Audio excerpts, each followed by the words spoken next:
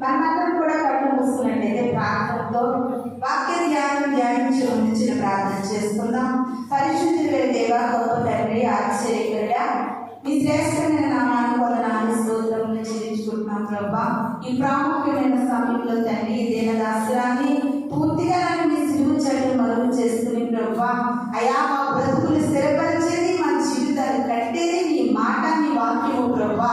ఆ వాక్యము మాలో ప్రభా ఫలించి అభివృద్ధి చెంది మేమందరం కూడా మీ వరకు బ్రతికేటటువంటి గొప్ప ధన్యత ఒక దైత్యమని వాక్యం చెప్తూ ఉన్నట్టుగా ప్రభా, ఈ దీనదాసురాన్ని పూర్తిగా నన్ను మీ సిలువ చెట్టు మరుగు చేసుకుని నాతో మాతో సూటిగా తేటగా మాట్లాడి ప్రభా, ఈ మాటలు ప్రభా మా అందరి హృదయాల్లో ఫలింపచేయమని, అయా సమస్తాన్ని ప్రభా మీ స్వాధీనం అందించుకుని నడిపించమని త్వరలో రాబోతున్న యేసు పరిశుద్ధ నామములో అడిగి వేడుకుని ప్రార్థిస్తున్నాను తండ్రి, ఆమేన్. ఈ చక్కటి సమయం ఇచ్చినటువంటి దేవునికి వందనాలు. కుడి వచ్చిన మీ అందరికీ కూడా నా వందనాలు చెల్లిస్తున్నాను. వాక్య భాగాన్ని చదువుకుందామండి. అపోస్తలుల కార్యములు 15వ అధ్యాయము 17వ వచనాన్ని చదువుకుందామండి. అపోస్తలుల కార్యములు 15వ అధ్యాయము 17వ వచనాన్ని చదువుకుందాం. చదవండి. ఫస్ట్ ఎవరి దగ్గర వాక్యం చదవండి. పడిపోయిన దావీదు గుడారమును తిరిగి కట్టెదరు. దాని పాడైన వాటిని తిరిగి కట్టి దానిని నిలవబెట్టెదరని అనాది కాలం నుండి ఈ సంగతులు తెలియపరిచిన ప్రభువు సెలవిచ్చుచున్నాడు. హల్లెలూయా.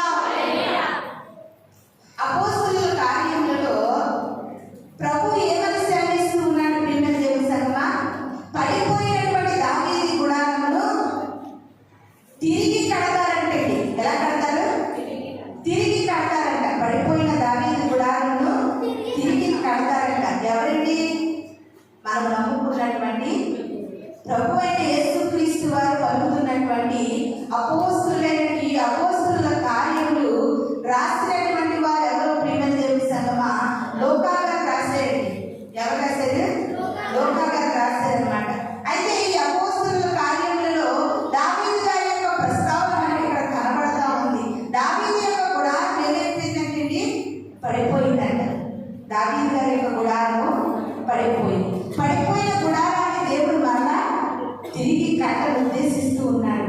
ఈ దినాన్ని వాక్యం వింటున్నటువంటి మన యొక్క అందరి జీవితాల్లో కూడా మన గుడారములు పడిపోయిన స్థితిలో ఉన్నాయా, లేకపోతే ప్రభు కొరకు నిలవబడిన స్థితిలో మన గుడారములు ఉన్నాయా అనేది ప్రభు ఈ దినాన అనేకమైన రెఫరెన్సుల ద్వారా పరిశుద్ధ గ్రంథంలోని అనేకమైన మాటలు మనకు తెలియజేయడానికి ఇష్టపడుతూ ఉన్నారండి. గుడారం అంటే ఏంటంటే ప్రియమైన దేవుని సంగమా, 4 సువార్తల్లో కూడా యేసుక్రీస్తు వారు ఒక ఉపమానం చెప్తూ ఉన్నారు. నా మాటలని వాటి ప్రకారంగా నడుచుకున్నవాడు బండ మీద ఇల్లు కట్టుకుంటాడు.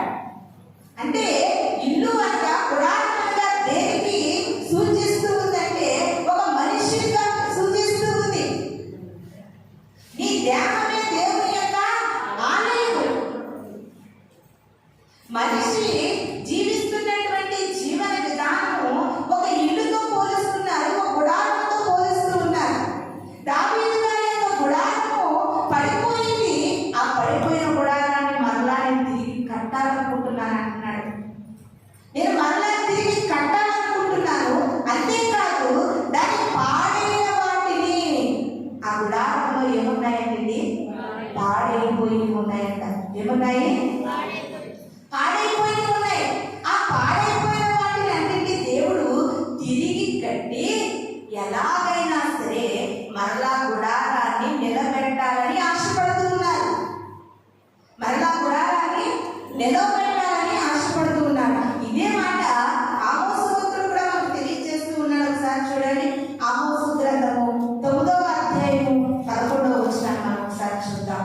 ఆమోసు గ్రంథము 9వ అధ్యాయము పడిపోయిన దావీదు గుడారమును ఆ దినమున నేను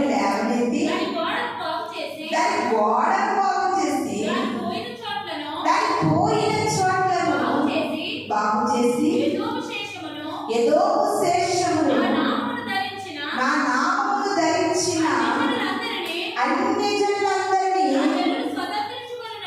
నా జనులు స్వతంత్రించుకున్నట్లు పూర్వపు రీతిగా దాన్ని మరలా కట్టుదును. హల్లెలూయా, హల్లెలూయా. ఇక్కడ అపోస్తలుల కార్యంలో ఎలా ఉందంటే, నేను పడిపోయిన దావీదు గుడారాన్ని మరలా కడతాను, తిరిగి కడతాను అని అపోస్తలుల కార్యములలో మనకు సూచించబడతా ఉంది. కానీ ఆమోసు గ్రంథంలో ఎంత వివరణాత్మకంగా ఉంది ప్రియమైన దేవుని సంగమా. పడిపోయిన దావీదు గుడారము నేను లేవనెత్తాను, అంతేకాదు దాని గోడలు బాగు చేస్తాను, దాని గోడలు బాగు చేస్తాను, పాడైపోయిన చోట్లెల్లా కూడా బాగు చేస్తాడంటే, పాడైపోయిన చోట్లెల్లా బాగు చేస్తాడంట. పూర్వకాలంలో ఎక్కువ తాటాకిళ్ళు ఉండేవి. పూర్వకాలంలో ఇప్పుడు ఎక్కడో కానీ తాటాకిళ్ళు మట్టి గోడలు కనపడలేదు, అందరూ కూడా బాగా డెవలప్ అయింది. అయితే ఆ మట్టి గోడలు ఎలా ఉన్నాయంటే, అప్పుడప్పుడు కూడా పిల్లలు ఆడుకున్నప్పుడు ఆ మట్టి గోడల్ని పడగొట్టడం, ఆ గోడలు ఇలాగా ఏదో దాంతో దాన్ని కన్నాలు పెట్టడం జరిగేది. అప్పుడు ఈ క్రిస్మస్, న్యూ ఇయర్ ఇలా పండగ సీజన్ వచ్చేసరికి ఆ గోడలు ఏం చేసేవారండి, మళ్ళీ ఆ యొక్క పడిపోయినటువంటి ఆ చిన్ని చిన్ని కన్నాల్లో మళ్ళా మట్టి వేసి దాన్ని గోడల మళ్ళా సమానంగా చేసి అప్పుడు దాన్ని సున్నం వేసేవారు. ఇప్పుడు దేవుడు అంటున్నాడండి, దాని గోడలు బాగోలేదు, గోడలు బాగు చేస్తాను. ఆ గుడారంలో చాలా చోట్ల బాగోలేదు, చాలా చోట్ల పాతపడిపోయినాయి గోడలు, చాలా చోట్ల చెదపట్టేసి, చాలా చోట్ల పడిపోయి, చాలా చోట్ల కన్నాలు అక్కడక్కడ మంచిగా లేదు మీ గుడారం. అయినప్పటికీ కూడా పోతే ఇల్లు బాగోపోతే నాకైతే ఇంకో చోట నేను కొత్త ఇల్లు కట్టుకుంటాను అని మనం అనుకుంటామేమో, కానీ దేవుడు అలా అనుకుంటలేదండి. పాడైపోయిన నీ గుడారాన్ని మళ్ళీ అక్కడ కడతాను, మళ్ళీ కడతాను నేను, నీ గోడలన్నీ బాగు చేస్తాను, నీ పాడైన స్థలాలను మెత్తేస్తాను, దాన్ని మంచిగా చేస్తాను, అందంగా తయారు చేస్తాను అని దేవుడి దినాల వాక్యం ద్వారా మనతో మాట్లాడుతూ ఉన్నారు. దావీదు గుడారాన్ని తిరిగి కడతానన్న దేవుడు దావీదుని ఎలాగైతే ఒకే రీతిగా ప్రేమించారో, దావీదుని ప్రేమించిన దేవుడు ఈ యొక్క సమయంలో నిన్ను నన్ను కూడా అదే రీతిగా ప్రేమిస్తూ ఉన్నాడు. అటువంటి దేవుడు మనతో మాట్లాడుతున్న మాట ఏంటంటే, అలాంటి దావీదు గుడారం పాడైపోతుంది కడతానన్న నేను ఈ దినాన్ని నీ గుడారం ఎలా ఉందో ఈ గుడారాన్ని కూడా నేను కట్టాలనుకుంటున్నాను. పైకి గుడారం బాగానే ఉంది, పైకి మంచిగానే కనపడుతున్నాం, పైకి క్రైస్తవులుగానే కనపడుతున్నాం, పైకి మనంత నిష్టగా భక్తి లేని వారిగా కనపడుతున్నాం, పైకి మనంత ప్రార్థనా పనులు లేని వారిగా కనపడుతున్నాం, పైకి నీలా పాట పాడలేనటువంటి వారు ఎవరు లేనట్టుగా ఉన్నావు, అంతా బాగానే ఉంది. పైకి గుడారంగా వెళ్ళిపోయావు, కానీ అక్కడక్కడ నీ గోడలు మాత్రం పడిపోతూ ఉన్నాయి, నీ గోడలు డ్యామేజ్ అయి ఉన్నాయి, అక్కడక్కడ నీ గుడారంలో పడిపోయిన గోడలు ఉన్నాయి, అక్కడక్కడ పాడైన చోట్లు ఉన్నాయి. నీ గుడారంలో పాడైన చోట్లు నాకు కనబడతా ఉన్నాయి. గుడారం అంటే మనలో ఎన్ని చోట్లు ఉన్నాయండి. కళ్ళు అనేది ఒక చోటు, ముక్కు అనేది ఒక చోటు, నోరు అనేది, హృదయం అనేది, చేతులు అనేది, శరీరం అనేది, మన యొక్క పరిస్థితులన్నీ కూడా దేవుడికి దినాలు లెక్కిస్తూ మనతో మాట్లాడుతున్న మాట ఏంటంటే, నువ్వు గుడారం బాగానే ఉన్నావు. ఎలా బాగున్నావు అంటే, జీవిస్తున్నానన్న పేరు మాత్రం ఉంది, కానీ నీవు మృతుడు అని ప్రకటన గ్రంథంలో వాక్యం సెలవించినట్టుగా నీ గుడారం ఇంకా పడిపోలేదు. నీ గుడారం పడిపోతే ఈ లోకంలో నీకు స్థానం లేదు, ఈ లోకాన్ని విడిచిపెట్టి లేదు. గుడారంగా మాత్రం నువ్వు కనబడుతున్నావు, ఒక మనిషిగా కనబడుతున్నావు, ఒక క్రైస్తవురాలుగా కనబడుతున్నావు, ఒక విశ్వాసంగా కనబడుతున్నావు, కానీ నీ గోడలు మాత్రం బాగోలేదు. నీ గుడారంలో అక్కడక్కడ కూడా చాలా పాడైపోయినటువంటి స్థలాలు దేవుడికి కనబడతా ఉన్నాయి. దేవుడు అంటా ఉన్నాడు, అయినా పర్వాలేదు, ఎంత పాడైపోయినా పర్లేదు, ఎంత చెదలు పడినా పర్లేదు, ఎక్కడ గోడలు పాడైపోయి పడిపోయినట్టుగా ఉన్నా పర్లేదు, కానీ ఈ గుడారము కూలిపోకముందే, లోకాన్ని విడిచిపెట్టకముందే, లోకంలో నీ ఆయుష్ తీరకముందే, నీ బ్రతుకు ముగించకముందే ఈ దినాన్ని ప్రభు నీతో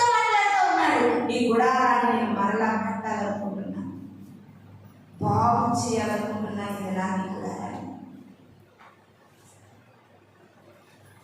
ఆ కాలంలో మాకు ఉండేది, మేము చిన్నప్పుడు ఒక పెట్టి, ఆ పెట్టికి ఆ యొక్క తాటి బద్దలు ఇంకా దానికి సంబంధించినటువంటి కర్రలు అవి పాడైపోతే ఆ పెంకులు తీసేసి మళ్ళీ మంచి కర్రలో బద్దలు వేసి మళ్ళీ ఆ పెంకులు ఎలా ఉన్నాయో అలా సర్దేసిపోరు. అవునండి. అలా చేయకపోతే అవి అంతా కూడా వర్షం పడి ఆ బద్దలు కూర్చుపోయి ఇల్లు నిలబడడానికి అవకాశం ఉండదు. గోడల మీద నిలబడదు. ఆ గోడల మీద పెంకులు నిలబడాలంటే దానికి ఆ రాట్లో కర్రలవి ఉండాలి. ఇది నాన్ని ప్రభు కూడా అంటా ఉన్నాడు, పాడైపోయిన గోడలు పాడైపోయినట్టే, పాడైపోయిన చోట్లు పాడైపోయినట్టే, గుడారంగా మాత్రం నువ్వు బ్రతికి ఉండి గుడారంగా మాత్రం నువ్వు జీవిస్తూ ఉంటే ఏదో ఒక రోజున పెద్ద ప్రమాదం రాబోతుంది, నీ గుడారం కూలిపోబోతుంది. ఆ గుడారం కూలిపోకముందే ఇది నాన్న ప్రభు మనకు ఒక గొప్ప అవకాశం ఇస్తూ ఉన్నాడండి. ఒక మాటతో చెప్పాలంటే దేవుడు ఇది నాన్న ఒక బంపర్ ఆఫర్ ఇస్తూ ఉన్నాడు మనకు. ఆ ఆఫర్ ఏంటంటే నీ గుడారాన్ని ఆయన కడదాం అనుకుంటున్నాడు, నీ గుడారాన్ని తిరిగి కడదాం అనుకుంటున్నాడు, నీ గోడలు బాగు చేయాలనుకుంటున్నాడు. మరలా గోడలు బాగు చేసి పాడైన చోట్లు బాగు చేసి తిరిగి మరలా నిన్ను స్ట్రాంగ్గా ఉండే గుడారంగా దేవుడు నిన్ను నిలబెట్టాలనుకుంటున్నాడు. ప్రియమైన దేవుని సంగమా, వాక్యం నీతో మాట్లాడుతూ ఉంటుంటే నీకు అర్థమవుతుంది కదా, నీ హృదయం నిన్ను ప్రశ్నిస్తూ ఉంది, నీ అంతరాత్మ నీతో మాట్లాడుతూ ఉంది, నీ మనస్సు నీతో మాట్లాడుతూ ఉంది. అవును, నీవు ఒక గుడారానివే, నువ్వు ఎక్కడ పాడైపోతున్నావో నీకు తెలియజేస్తా ఉంది. ఆ గుడారంలో ఏ గోడ బాగోలేదో నీ అంతరాత్మ నీకు తెలియజేస్తా ఉంది. ఆ గుడారంలో ఏ బాగోలేని చోట్లు ఉన్నాయో ఈ దినాన వాక్యం నీతో అర్థమవలే నీతో చూపిస్తూ ఉంటుండగా, అర్థంలో ఈ వాక్యం అనే అర్థంలో ఎక్కడెక్కడ పాడైన స్థలాలు నీ గుడారంలో ఉన్నాయో నీ అంతరాత్మ ఈ దినాన్ని నీతో మాట్లాడుతూ ఉంది.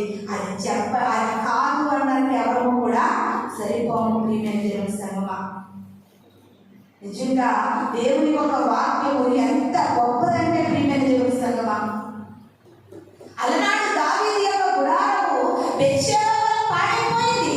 అయినా సరే దేవుడు ఏం చేసేది, ఆ యొక్క పాడైపోయినటువంటి దావీదు యొక్క గుడారాన్ని మరలా తిరిగి కట్టాడు, మరలా పునరుద్ధరించాడు, మరలా ప్రారంభించాడు.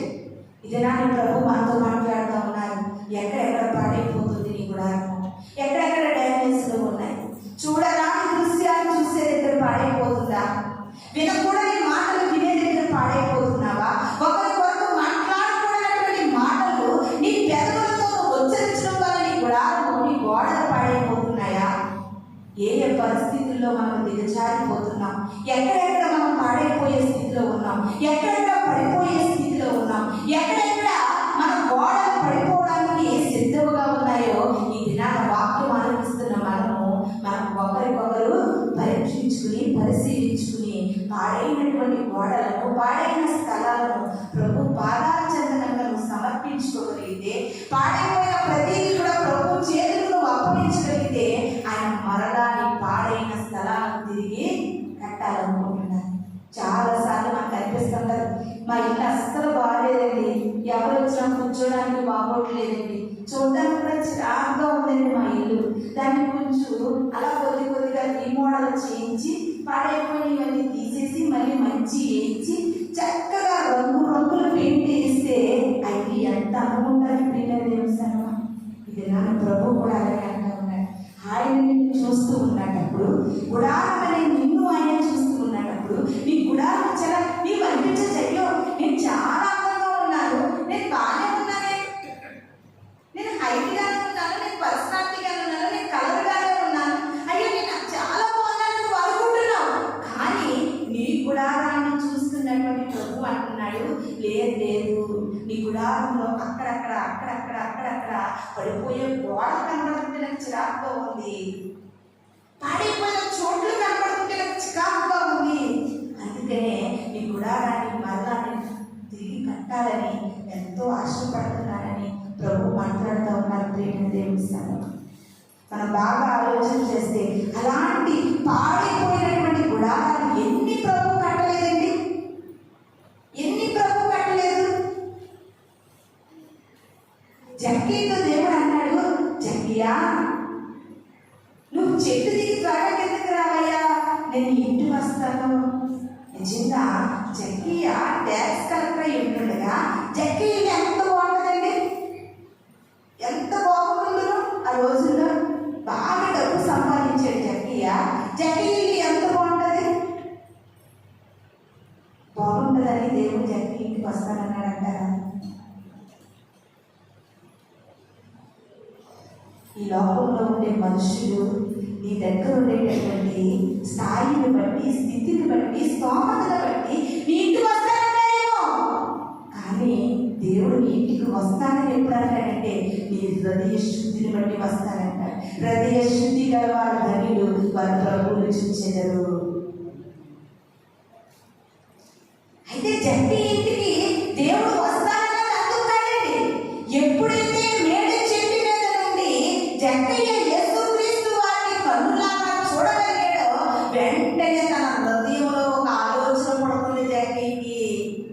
యేసుక్రీస్తు వారు చాలా గొప్ప దేవుడు, ఆయన చూస్తే చాలు, ట్యాక్స్ కలెక్టర్ ద్వారా అన్యాయంగా సంపాదించిన నా సొమ్ము ఉంది చూడు, అది నేను 4 గంటలు పనిచేయాలి అని ఆలోచిస్తూ ఉన్నాడు. ఆ చెట్టు దిగుతా అనుకుంటూ ఉన్నాడండి. వెంటనే హృదయాంతరంగ స్వభావాలు ఎరిగిన దేవుడు వెంటనే జక్కిస్తాను, త్వరగా జక్కియా త్వరగా, నేను ఇంటికి వస్తాను, నేడు నీ ఇంటికి రక్షణ వచ్చింది.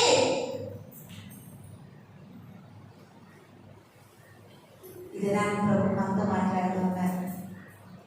నీ ఇంటికి కాదు కదా, నీకు రక్షణ వచ్చిందా? రక్షణ అంటే ఏంటండి? నేలలో పోయి బాప్తిజం తీసుకోవడం రక్షణ కాదు. రక్షణ అనేది ఏంటంటే ప్రియమైన దేవుని సంగమా, పాడైన స్థలాలు బాగుపరచబడాలి, పాడైన గోడలు బాగుపరచబడాలి. ఒకప్పుడు లోకంలో తిరుగుతూ పాడైపోయి చెడిపోయి దేవునికి అయిష్టమైన పరిస్థితుల్లో అయ్యో నీ గుడారం ఎంతగానో పాడైపోయింది చూడు, ఆ గుడారాన్ని తిరిగి కట్టించుకున్న రోజున నీకు రక్షణ వస్తుంది, నీ ఇంటికి రక్షణ వస్తుంది. అటువంటి జక్కీతో దేవుడు మాట్లాడుతూ ఉంటే జక్కీ హృదయం అయితే ఎంతగానో మారింది ప్రియమైన దేవుని సంగమా. అలాగా పాడైపోయిన గుడారాలు ఎన్నో కట్టాడండి ప్రభువు వారు, ఎన్నో బాగు చేశారు దేవుడు. ఆయన పాడైపోయినటువంటి గుడారాలు ఇది నాని ప్రభు మనతో మాట్లాడుతూ ఉన్నారు. అలాంటి జక్కీ గుడారాన్ని తిరిగి కట్టలేదా? ధనమే సర్వం అనుకున్నాడు, సుఖమే స్వర్గం అనుకున్నాడు, డబ్బే ప్రాముఖ్యం అనుకున్నటువంటి జక్కీని తిరిగి కట్టగలిగేది. కానీ నాతోనే ఉంటూ, నాతోనే తిరుగుతూ, నాతోనే తింటూ, నాతోనే జీవిస్తున్న యోధా కూడా నేను కట్టలేకపోయాను. హల్లెలూయా, హల్లెలూయా. ఎందుకంటే జక్కీ అంటే ఒక తీర్మానం చేసుకున్నాడండి, ఒక నిబంధన చేసుకున్నాడు, ఒక ప్రతిష్ఠ చేసుకున్నాడు, ఒక ఒడంబడిక చేసుకున్నాడు.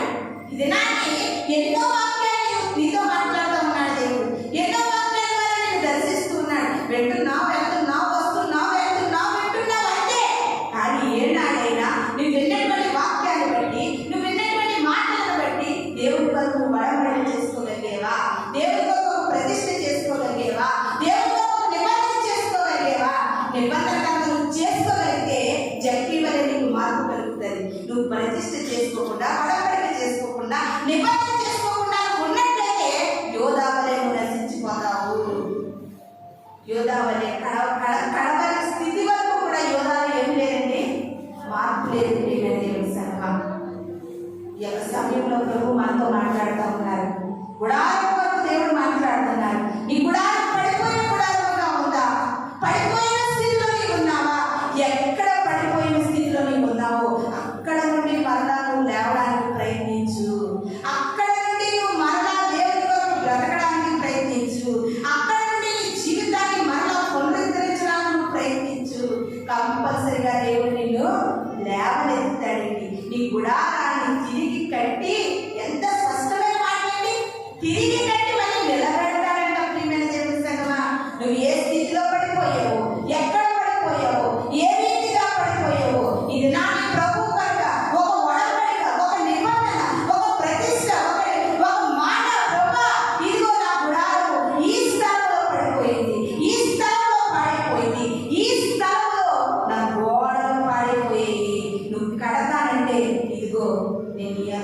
నిబంధన చేసుకుంటున్నాం. కట్టిన తర్వాత మరలా పడిపోకుండా నేను నీ కొరకు బ్రతుకుతానయ్యా.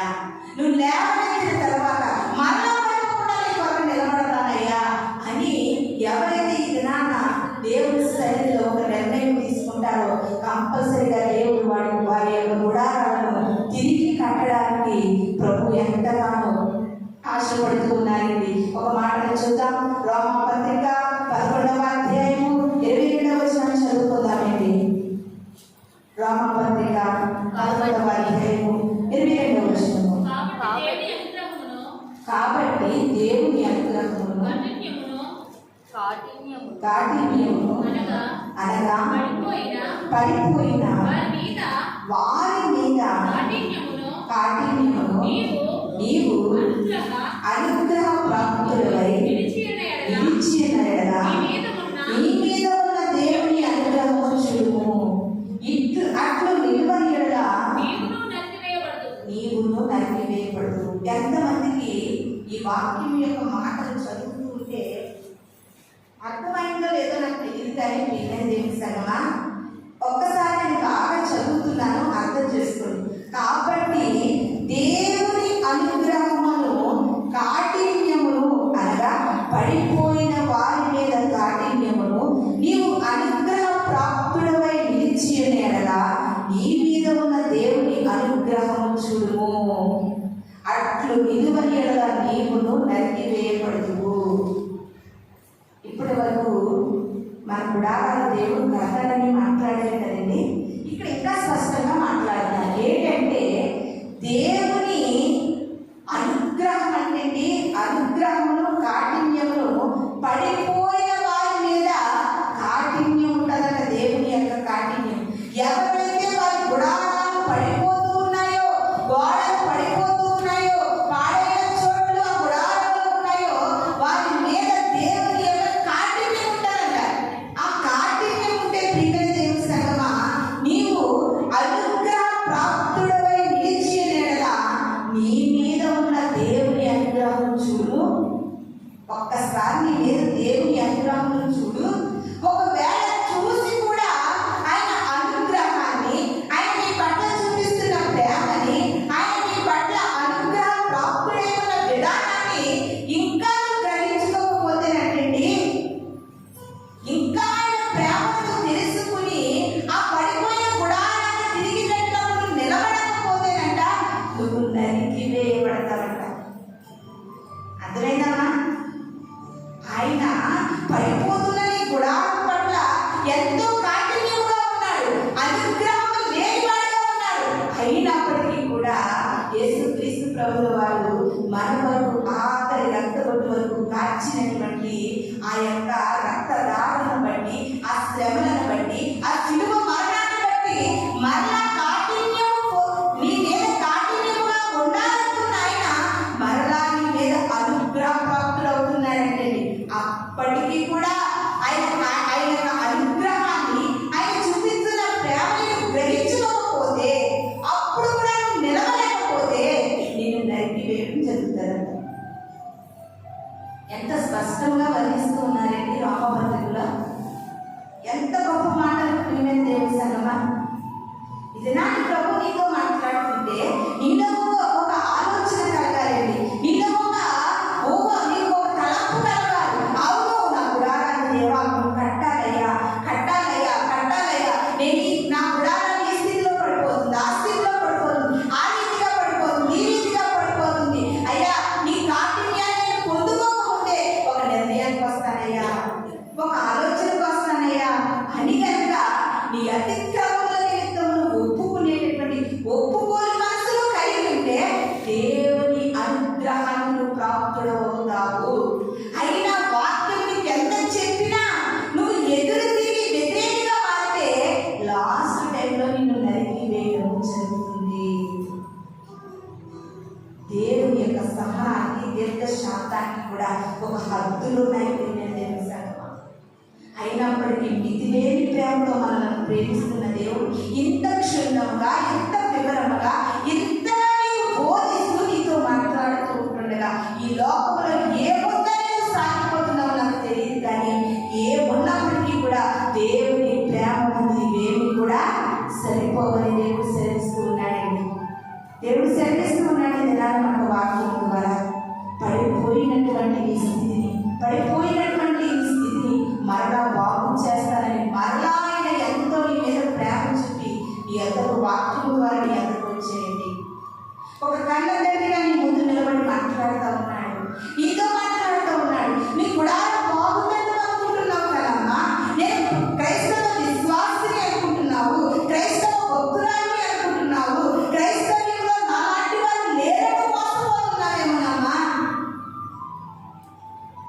నాలా ప్రార్థించేవారు లేదని మోసపోతున్నావు, నాలా పాటలు పాడేవారు లేదని మోసపోతున్నావు, నాలా వాక్యం బోధించేవారు లేరని ఒకవేళ నీ గుడారం చాలా బాగుందనుకుంటున్నావేమో. కానీ నేను చెప్తా ఉన్నాను, ఈ దినాన్ని నీ గుడారంలో అక్కడక్కడ నీ గోడలు పడిపోయే స్థితిలో ఉన్నాయి. నీ గుడారంలో అక్కడక్కడ పాడైపోయే స్థితిలో నీకు కనబడతా ఉన్నాయి. నీవు కనుక ఒప్పుకోగలిగితే, నీవు కనుక ఒక నిర్ణయం తీసుకోగలిగితే తప్పనిసరిగా దేవుడు కాఠిన్యానికి బదులుగా ప్రేమ చూపించి తిరిగి మరలా మన గుడారాన్ని కడతానని రామపత్రిక ద్వారా యేసుక్రీస్తు వారు అపోస్తలుడైన పౌలు గారి ద్వారా మనతో మాట్లాడుతూ ఉన్నారు. ఒక మాట చూద్దాం, చూడండి. ఈ మాట వింటే చాలా భయం అనిపిస్తుంది. ప్రియమైన దేవుని సంగమా, ప్రసంగి గ్రంథము 6వ అధ్యాయము 3వ వచనం చదువుకుందామండి. చాలా జాగ్రత్తగా గమనించండి. ఈ మాట నాకు చాలా ఒక్కొక్కసారి దుఃఖాన్ని కూడా కలుగు చేస్తుంది. నాకు ఈ మాట, ఒకడు 100 మంది పిల్లలను కని, ఒకడు బాగా వినడానికి అర్థమవుతుంది. ఒకడు 100 మంది పిల్లలను కని దీర్ఘాయుష్మంతుడై 100 ఏళ్ళు బ్రతికి, అదే దీర్ఘాయుష్మంతుడు అంటే ఏంటంటే 100 ఏళ్ళు బ్రతికి చిరకాలము జీవించి అతడు సుఖమును భావము నెరగకయు తగిన రీతిని సమాధి చేయబడకయు ఉండిన ఎడల వాని గతి కంటే పడిపోయిన పిండము యొక్క గతి మేలని నేను అనుకుంటున్నాను. జాగ్రత్తగా గమనించండి మాట. ఒక వ్యక్తి ఉన్నాడంటండి. ఆ వ్యక్తికి ఎంతమంది పిల్లలు అంటండి? 100 మంది పిల్లలంట. ఎంతమంది? 100 మంది పిల్లలు పుట్టారు. 100 మంది పిల్లలు పుట్టిన తర్వాత 100 ఏళ్ళు బ్రతికాడంట. ఎంతకాలం బ్రతికాడు? దీర్ఘాయుష్మంతుడిగా బ్రతికాడు. కానీ అలాంటి వ్యక్తి సరి అయిన రీతిలో సమాధి చేయబడకపోతే 100 మంది పిల్లలు అంటే ఎవరికి కావాలి? 100 ఏళ్ళు బ్రతికితే ఎవరికి కావాలి? సరి అయిన రీతిలో సమాధి చేయబడకపోతే ఆ వ్యక్తి కంటేనంటండి పడిపోయినటువంటి పిండమే మేలంట. హల్లెలూయా, హల్లెలూయా. పిండం మేలండి. ఆ పిండానికి అవయవాలు లేవే, ఆ పిండానికి రూపురేఖలు లేవు. పిండం ఒక మాంసపు ముద్ద. ఆ ముద్ద మేలని ప్రభు సెలవిస్తూ ఉన్నాడండి. ఈ యొక్క సమయంలో ఈ వాక్యం నాకు ఎందుకు ఒకే రీతిగా ఆలోచిస్తే కాదు, కానీ ఈ వాక్యం పలు విధాలుగా ఆలోచించినప్పుడు ఈ వాక్యం నాకు చాలా దుఃఖాన్ని కలిగిస్తూ ఉంటుంది. నువ్వు 100 ఏళ్ళు బ్రతికేవా? నువ్వు ఎంతకాలం బ్రతికేవు? ఎన్ని సుఖాలు అనుభవించేవు? ఎన్ని సౌఖ్యాలు అనుభవించేవు అన్నది ముఖ్యం కాదు. నీవు మరణించిన తరువాత నువ్వు పరలోక రాజ్యం చేరకపోతే, నేను మరణించిన తర్వాత నేను పరలోక రాజ్యం చేరకపోతే ఈ దినాన్ని ఎంత వయసులో ఉన్న నేను వ్యర్థము. నేను ఒక ఆనకొక పిండము నేను చర్చితే మేలని దేవుడు సెలవిస్తూ ఉన్నాడు. దినాన్ని అర్థమైందమ్మా వాక్యం? ఇంతవరకు వరకు ఇన్ని పెళ్లిళ్ళు చేసి, ఇన్ని కాపురాలు పెట్టి, ఎంతమంది పురుళ్ళు పోసి, ఈ పిల్లల జీవితాలు పెట్టి, ఇన్ని చేసిన తర్వాత సరాసరి ఒక క్రైస్తవుడిగా ఉండి నువ్వు నరకానికి పోతున్నావు చూడయ్యా, అది చాలా బాధాకరమైన విషయం. ఆ నరకానికి పోయే బదులు నీ తల్లి నిన్ను కనకముందే ఒక పిండమైన చర్చితే మేలని వాక్యం సెలవిస్తుంది. ఇది నాకు క్రైస్తవుడిగా వాక్యం ఆలపిస్తున్నటువంటి ఒక క్రైస్తవ జనాంగమా, ఇది నాటిలో ఇదే సూటి అయిన ప్రశ్న నీకు వేస్తా ఉన్నాడు.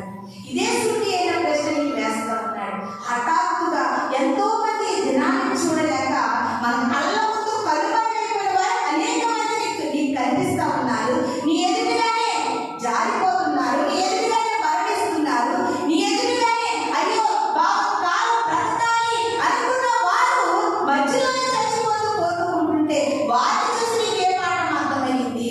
అమ్మయ్య, వారు చచ్చిపోయారు కానీ నేను సుఖంగా ఉన్నాను, నేను క్షేమంగా ఉన్నాను, నేను మంచిగా ఉన్నాను అనుకుంటున్నావా? అది కాదు అనుకోవాల్సింది. వారు నశించిపో చనిపోయారు, నేను ఎలా ఉన్నాను? నేను రక్షించబడి ఉన్నానా? నేను సిద్ధపాటు కలిగి ఉన్నానా? నేను పరలోక రాజ్యానికి నడిపించబడే స్థితిలోనే ఉన్నానా? అయ్యో, పరలోక రాజ్యానికి వెళ్ళకపోతే ఈ బ్రతుకంతా ఈ లోకంలో బ్రతికింది ఎందుకయ్యా? ఒక పిండంగానే నన్ను ఈ లోకంలో తీసివేస్తే ఎంత బాగుంది. ఒక పిండము ముద్దలాగా నేను చచ్చిపోతే ఎంత మేలు. మహాజ్ఞాని అయిన సొలొమోను గారు రాసినటువంటి మాట ఎంత ఆశ్చర్యం కలిగిస్తుంది ప్రియమైన దేవసభ. ఇది నాకు ఏ స్థితిలో పడిపోయింది. యోగు గారు కూడా అలా అంటారండి. ఆయనకున్న శ్రమను తట్టుకోలేక, శోధనలు తట్టుకోలేక, ఇబ్బందులు తట్టుకోలేక నా తల్లి నన్ను కలిగినప్పుడు ఆ కాళ్ళ దగ్గరే చనిపోతే నాకు ఎంత బాగుంటుంది. ఇది నాని నేను కూడా అలా అనుకుంటున్నాను. నాకు వస్తున్నటువంటి శ్రమలేంటి, ఇబ్బందులేంటి, ఇరుకులేంటి, కష్టాలేంటి, నష్టాలేంటి, మనశ్శాంతి లేని నా జీవితం ఏంటి? కట్టుకున్న వారి వల్ల మనశ్శాంతి లేదు, కన్న వారి వల్ల మనశ్శాంతి లేదు. అసలు నేను ఎవరి కోసం బ్రతకాలి? నా జీవితం ఏంటి? అయ్యో, ఇంతవరకు జీవించిన నా జీవితం ఏనాడో చచ్చితే ఎంత బాగున్నాను అని అనుకుంటున్నావేమో ప్రియమైన దేవసభ. ఇది నాని ప్రభు నీతో మాట్లాడుతూ ఉన్నాడు. నువ్వు అనుకోవాల్సిందని కాదు, నువ్వు బాధపడవలసిందని కాదు. అయ్యో, నా జీవితము యుగయుగాలు కాలే స్థితిలోనే ఉన్నానా? లేకపోతే పరలోక రాజ్యానికి సిద్ధపడుతూ ఉన్నానా? లేకపోతే నేను నరకానికి సిద్ధపడే జీవితం అయితే పిండమునే చచ్చితే నేను పరలోకానికి వెళ్ళుదునేమో. ఇలాంటి ఆలోచన ప్రతి క్రైస్తవుడు కూడా కలిగి ఉండాలని ప్రభు వాక్యం సెలవిస్తూ ఉంది. మరణానికి చిన్న పెద్ద తేడా లేదండి. యవన వయసు, చిన్న బిడ్డలు, వృద్ధులు, నడి వయసులు అనేది తేడా లేదు ప్రియమైన దేవుని సంగమా. మరణము ఎవరిని ఏ సమయాన్ని, ఎవరిని ఏ పరిస్థితిలో పిలుస్తుందో తెలియదు. కానీ ఏ పరిస్థితి, ఏ స్థితిగా అయినప్పటికీ కూడా నువ్వు దేవుని కొరకు సిద్ధపడి ఉండడం చాలా ప్రాముఖ్యము. అందుకనే ఈ గుడాలను పాడైపోయి ఉంటే ఆ స్థలాలను బాగు చేయమని ప్రభుని వేడుకుంటాం. ఏ గోడలు పడిపోయినట్టున్నాయో ఆ గోడలను కట్టయ్యా. దావీదు గుడాలను తిరిగి కడతానని మాట్లాడిన దేవా, నా గుడాలను తిరిగి కట్టండి అయ్యా. నా ఆలోచనలో నా గుడాలను దెబ్బైపోయింది నాకు తెలుసు. నా చూపులతో నా గోడలు పాడైపోయినాయి నాకు తెలుసు. నా నడవడిలో, నా గుడాలలో ప్రాబ్లం ఉందని నాకు తెలుసు అయ్యా. ఈ పరిస్థితులనే నాకు తెలుసు. నువ్వెవరి దగ్గర ఒప్పుకుంటావో ఒప్పుకోవో మనుషులు ఎవరు కాదు. కానీ ప్రియమైన దేవుని సంగమా, దేవుని అందరి ప్రతి ఒక్క పరిస్థితులు ఏం చేయాలంటే ఒప్పుకో. పరమ తండ్రితో మనస్సు విప్పి మాట్లాడుకో. అంతేగాని మనస్సు విప్పి మాట్లాడుకోవడానికి ఒక స్నేహితుడి దగ్గరకో, ఒక బంధువుల దగ్గరకో కాదండి. మనస్సు విప్పి దేవునితో మాట్లాడుకో. దావీదు దేవునితో మనస్సు విప్పి మాట్లాడుకున్నారు. అయ్యా, పవిత్రమైన మనస్సును కోల్పోయిన నాకు తెలుసు అయ్యా. బెత్షెబా ద్వారా పవిత్రమైన హృదయాన్ని కోల్పోయే, పరిశుద్ధమైన హృదయం నాలో లేదు, పవిత్రమైన మనస్సు నాకు లేదని తెలుసు. అందుకనే నీ సన్నిధిలో నేను మనసు విప్పి మాట్లాడుకుంటున్నాను. నాకు పవిత్రమైన మనసు కావాలి, పరిశుద్ధమైన హృదయం కావాలి. హిమము కంటే నన్ను తెల్లగా కడగాలి, ఇస్సోపుతో నన్ను తెల్లగా కడగాలి. మనస్సు విప్పి మాట్లాడుకునే ప్రార్థన తెలుసా? నీలో ఏది దాచుకోకుండా తండ్రికి చెప్పుకోవడమే మనసు విప్పి మాట్లాడుకోవడం. ప్రార్థనలో దాపాలు ఉండకూడదు. ఎందుకంటే నువ్వు దాస్తున్నాను అనుకుంటున్నావు, ఆయన సమస్తాన్ని చూస్తున్నాను అంటున్నాడండి. ఆయన సమస్తాన్ని చూస్తే ఆయన దగ్గర నువ్వు ఏది దాగలవు, ఏది దాయలేవు. ఎక్కడ పడిపోయిన స్థితిలో ఉన్నావో ఇది నా దేవుడు అంటున్నాడు. పడిపోయినది కూడా రాని తిరిగి కడదామనుకుంటున్నాను. సంస్థను కూడా కడదామనుకున్నాను, కానీ సంస్థ నాకు అవకాశం ఇవ్వలేదు. సంస్థను కూడా పాడైపోతుంది. ఎన్నోసార్లు హెచ్చరించాను, అయినా సంస్థను తన గుడారాన్ని కట్టేటటువంటి అవకాశం నాకు ఇవ్వలేదు. దావీదు ఇచ్చాడు కనుక దావీదు గుడారాన్ని తిరిగి కట్టేది. ఇది నాకు ఇస్తావా దేవునికి గుడారం? దేవుడికి గుడారాన్ని ఇస్తావా? అయ్యా, ఒక అబద్ధాలు అనే చోట నా గోడలు పడిపోతూ ఉన్నాయి, ఒక మోసం అనే చోట నా గుడారము కొన్ని చోట్ల పాడైపోయిందయ్యా. ఒక ద్వేషం అనే గోడలు ఉన్నాయి, అవి పాడైపోయి. అసూయ అనే గోడలు పాడైపోతున్నాయి. ఇవన్నీ నన్ను నేను చెప్పుకోవాలంటే అవి చాలా ఉన్నాయి ప్రభువా. అదంతా ఇదిగో నా గుడారం నీకు అప్పగిస్తున్నాను. ఎక్కడెక్కడ పోయియో, ఎక్కడెక్కడ పోలేదో, ఎక్కడెక్కడ చెడిపోయే నువ్వేమో వచ్చాయి అని నీ ప్రాణాత్మ దేవ శరీరములతో ప్రభువుకు లొంగినట్లయితే కంపల్సరిగా నీ గుడారాన్ని తిరిగి నిలబెడతాడు, తిరిగి కడతాడు. ఎప్పటికీ నా జీవితంలో సంతోషమే లేదని బాధపడుతున్నావు చూడు, అక్కడే ఎక్కడ బాధపడ్డావో, ఎక్కడ తగ్గిపోయావో, ఎక్కడ కృంగిపోయావో అక్కడే నేను మళ్ళా సంతోషభరితునిగా భక్తురాలుగా దేవుడు నిలబెడతాడండి, తిరిగి కడతాడైనా. నువ్వు అప్పగిస్తే చాలండి, ఆయన మళ్ళా తిరిగి నీ గుడారాన్ని కడతాడు. ప్రేమ తెలుసా, అనేకమైన నిందల వల్ల, మాటల వల్ల, అనేకమైన మనుషులు కత్తిపోటు వంటి సూటిపోటు మాటల వల్ల నీ హృదయం ఎంతో గాయపడి ఉందా? ఇది నాని ప్రభు అంటున్నారు, ఆ ఎక్కడైతే నువ్వు పడిపోయి గుడారంగా జీవించావో అక్కడే, ఆ స్థలంలోనే నేను మరలా తిరిగి కడతాను, నేను ఓడిపోలేనన్న పాటలో ఉంటుంది. అవమానము పొందిన చోటే అభిషేకం నాకిచ్చావు, వెలివేయబడిన స్థలములో నన్ను నిలిపినావు. నేను నీ పోయా నా పక్షాలుండగా, నేను నీ పోయా ఇది నాకు ఉండగా. సగటి పాడండి. ఎక్కడ అవమానాలు, ఎక్కడ నిందలు, ఏ పరిస్థితుల్లో ఉన్నాయో ఆ స్థలంలోనే దావీదుని అలాగే నిలబెట్టాడండి ప్రభు. ఇది నా దావీదు గుడారాన్ని, దావీదుని నిలబెట్టిన దేవుడు. నీకు గొప్ప అవకాశము, జాగ్రత్త చేర్చుకున్నావేమో.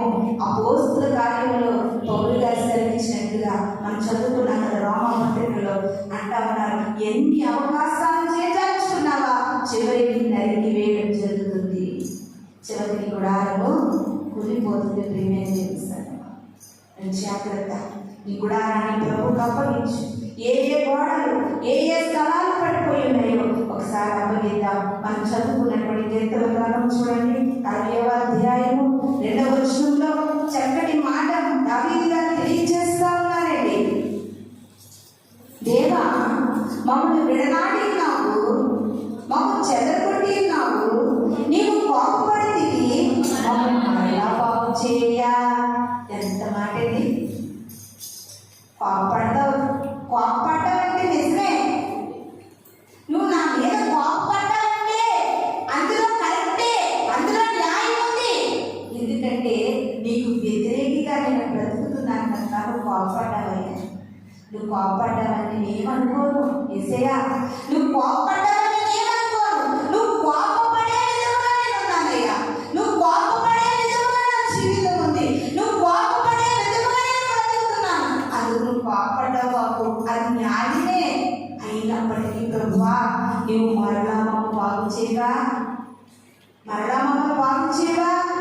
ఆ 2వ వచనంలో చూడండి, నువ్వు దేశంలో కంపింప చేస్తున్నావు, దాన్ని బద్దలు చేస్తున్నావు, అది వణుకుచున్నది, అది పాడైపోయిన చోటు నువ్వేం చేయాలి, బాగు చేయాలి. ఎంత నిజంగానండి, వాక్యము దేని కంటే మధురమైందంటే ఈ మాటలే ప్రేమని తెలుస్తున్నా. ఒక సినిమా పిక్చర్ కొందనుకోండి, రిలీజ్ అయిన సినిమా ఒక రోజు కూడా రాకుండా చూడటం అనేది అనిపించి అది నాకు ఒక ఆనందం ఉంటుంది. ఈ వాక్యం కూడా నేను ఒకసారి చెప్పాను, ఎవరు పిచ్చాక ఆనందం అనేసి. దేవుని పిక్చర్ ఉంటే వాక్యంలో ఉన్న సంతోషం ఏంటి, మాధుర్యం ఏంటి, ఈ మాటల యొక్క తీపిదనం ఏంటనే మీకు అర్థమవుతుంది. ఎంత చక్కగా చెప్పేదండి. దావీదు దేవుని సన్నిధిలో మనస్సు విప్పి మాట్లాడే ప్రార్థన చేశారండి. అయ్యా, నీకు కాని రాని పని నేను చేశాను కాబట్టి నువ్వు కోపడ్డావు, నువ్వు కోపడ్డది నిజమే. అవును బాబు, నువ్వు కోపడకపోతే నా మీద ఎవరు కోపడతారు? పెట్టిన ఏంటంటే పెట్టినో తిడితే బాగాలేదండి అంటారు కదా, పెట్టి వాళ్ళు ఓ మాట అంటారంట, ఓ దెబ్బ కొడతారంట, మనం ఫీల్ ఇటీవలే ఒక మాట ఒక దెబ్బ కడితే ఫీల్ అవ్వకూడదే. నువ్వు ఎన్నిసార్లు ఫ్రీగా ఈ ఆక్సిజన్తో బ్రతుకుతున్నావో తెలుసా? ఆయన జీవవాయువుతో జీవిస్తున్నావో తెలుసా? ఆయన నడిపిస్తుంటే నువ్వు నడుస్తున్నావు తెలుసా? ఆయన బ్రతకమంటే నువ్వు బ్రతుకుతున్నావు తెలుసా? అలాంటి దేవుని చేత ఆయన కొడతాడు, నువ్వు పడాలి. ఆయన శిక్షిస్తాడు, నువ్వు పడాలి. ఎందుకంటే ఆయన అంటున్నాడు, నేను ప్రేమించే నా బిడ్డని శిక్షించేయాలని రక్షించుకుంటాను. అదే అంటున్నారు దావీదు, అయ్యా నువ్వు కోపపడ్డావు, నువ్వు కోపపడ్డావు, అయినా మరలా నన్ను బాగు చేయవా, మరలా నన్ను తిరిగి కట్టవా.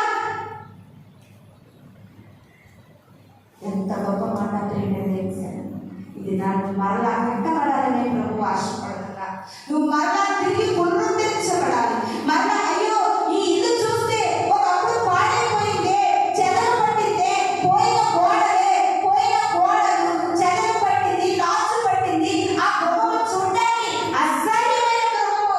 కానీ ఈ దినాన్ని ఆ గృహాన్ని చూస్తుంటే రంగులతో చక్కగా అందముగా, ఎంత అందంగా అలంకరించబడింది గృహం అన్నట్లుగా నీ దేవుని సన్నిధిలో దేవుని వాక్యం ద్వారా నీ గుడారం తిరిగి కట్టబడాలి, తిరిగి నిలబెట్టబడాలి, తిరిగి కట్టబడాలి. దేవుని సలహా దావీదు గారు మాట్లాడినట్లుగా మనము అడుగుతాం, అవునయ్యా నా గుడారంలో ఎక్కడ పాడైపోయిన గోడలైనా తెలుసు. ఇదిగో నేను చెప్తున్నాను చూడు యేసయ్యా, నేను మోకరించిన దగ్గర ఉన్నావా నాకు తెలుసయ్యా.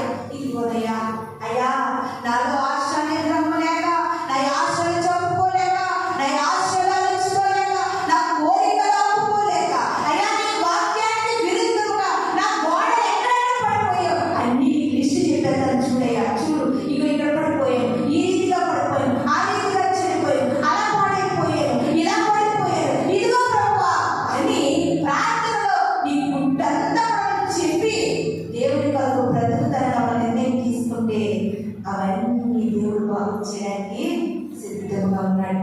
యాకోబు బావికడన్న మాటలను గుట్టంతా చెప్పాడమ్మా, విడమర్చి చెప్పాడమ్మా. ఎంత చక్కటి పాట. నువ్వు చెప్పకుండా తెలుసు, నువ్వు చెబితే ఇంకా సంతోషపడతాడు, నీ కూడా రాని తిరిగి కడతాడండి. లాస్ట్ ఇంకొక మాట చూసుకున్నాను, వేయించుకుందాం. 2వ దినవృత్తాంతాల గ్రంథము 6వ అధ్యాయము 24వ వచనం చదువుకుందాం. 2వ దినవృత్తాంతాల గ్రంథము 6వ అధ్యాయము నీవు నిత్యము కాపుల ఉండుటకై నిత్య నివాస స్థలముగా నేను ఒక ఘనమైన మందిరము నీకు కట్టించి ఉన్నానని చెప్పి రాజు తన ముఖము ప్రజల తట్టు తిప్పుకొని ఇశ్రాయేలీయుల అమ్మా 2వ దినవృత్తాంతాల గ్రంథము 6వ అధ్యాయము 24వ వచనము.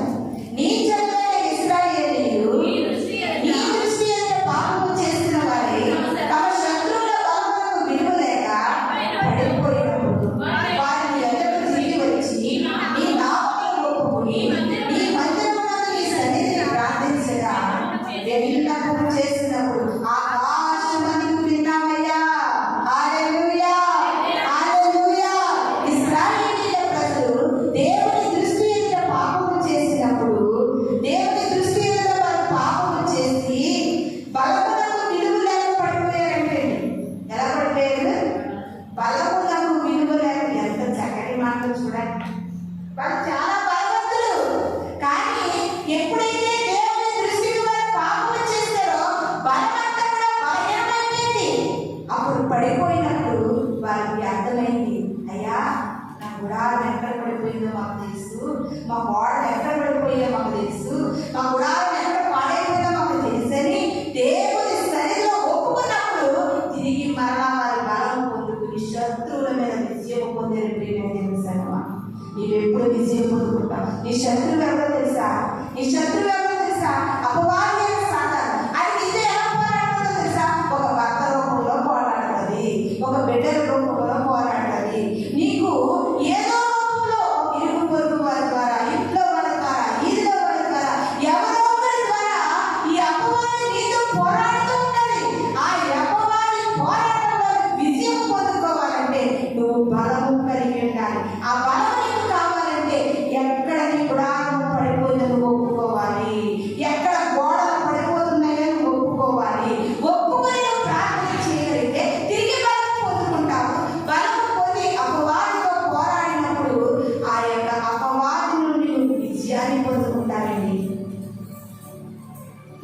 సమయంలో ప్రభు మనతో మాట్లాడినటువంటి వాక్యాన్ని బట్టి ప్రభు సరిగ్గా మనం అడుగుదాం. ఈ యొక్క సమయంలో అయ్యా నా గుడారాన్ని తిరిగి కట్టండి. ఒక పాట ఉంటుందండి, స్త్రీ మోహములో పడిన ఆ సంసోను వలె నీవున్నావా, ధనాపేక్షలో పడిన ఆ యూదా వలె నీవున్నావా, ఉంటానంటావా కలకాలం ఉంటావా, ఉంటానంటావా దేవుడిలో ఉంటావా, ఫలాలు లేని అంజూర మాదిరి ఉంటావా, ఫలితము లేని భూలోకములో జీవిస్తావా, ఉంటానంటావా కలకాలం ఉంటావా, నీ ఉంటానంటావా దేవుడిలో ఉంటావా.